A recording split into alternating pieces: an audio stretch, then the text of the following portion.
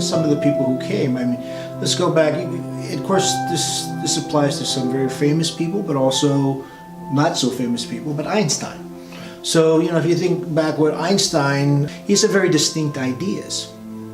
And some of those ideas were embraced, some of those ideas were not. But he came to the United States because he knew he would have the freedom to continue along his line of thought. Many artists in things like that like the idea of coming to the United States because some of the things that maybe are somewhat restricted to what they can do in their own home country, they are able to do and express here. And this appeals to everybody. It doesn't matter your culture, it doesn't matter your language. So this is why the United States has become a melting pot, because those kind of ideals are very attractive to any human being, no matter where they have come from. It's the ability to become who you are inside and not follow some very narrow, predetermined path.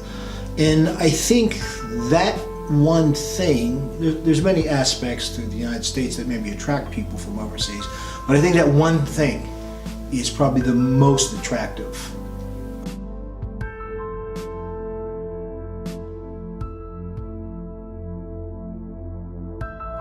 As history can tell you, 1981 in Poland was a very tough period in history. There was the time of solidarity movement and the Polish communist government trying to suppress the morale of the Polish people.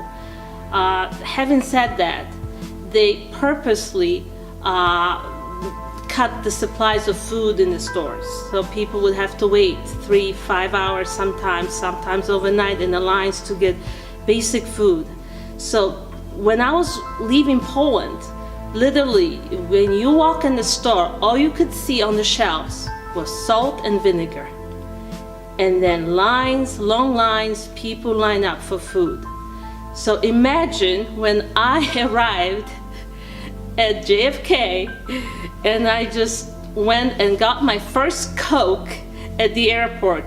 I thought that Coke, that Coca-Cola, was the best thing in the world, because it just tasted so good. Tasted like something you never imagined, You heard of this, but you didn't have it. So that was my first experience when I landed. I was so thirsty, and I remember it cost me $1, which was so much money in Poland.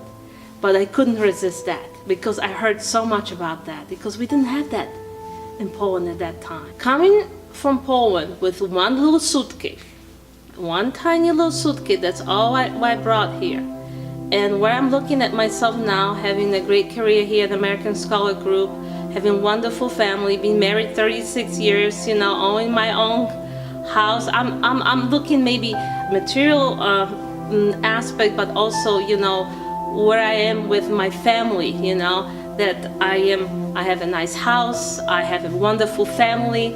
I really started with nothing, and I could not imagine that I could achieve that somewhere else. So, here the opportunity is that if you work hard and you apply yourself and you have some dreams, those dreams can come true.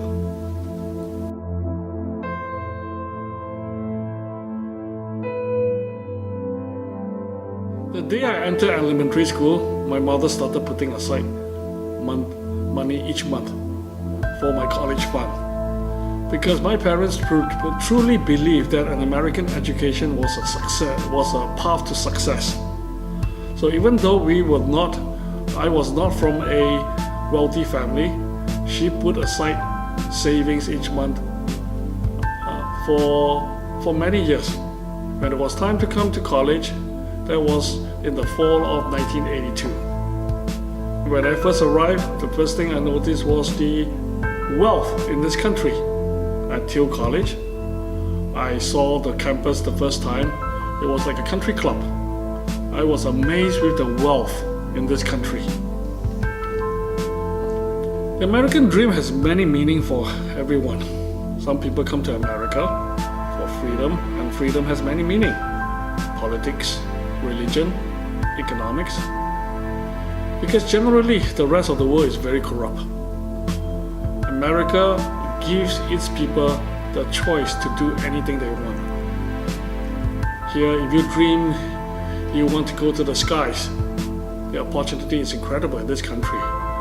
Or if you want just choose to be laid back and just chill, they can also do this. America is for everyone, and there's just no bias towards wherever you come from, whatever your skin color, opportunities are always here.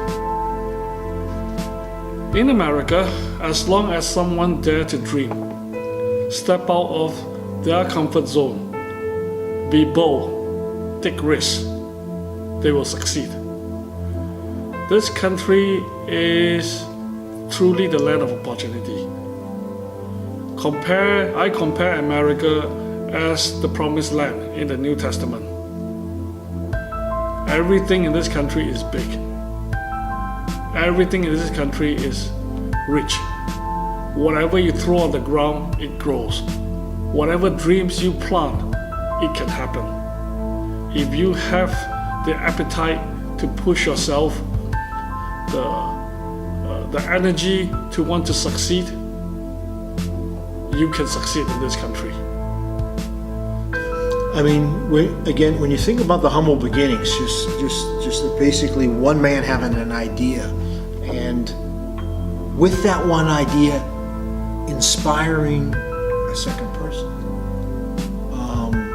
and inspiring that person enough that they would spend a lot of their free time trying to put these things together.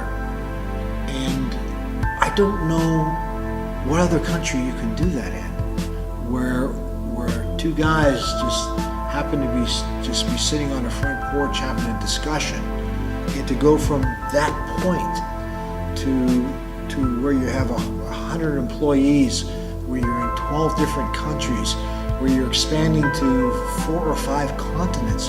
Where else can this happen but the United States? This stuff doesn't happen in places like China. It doesn't happen in places like Russia. To be honest, it doesn't even happen in places like Europe.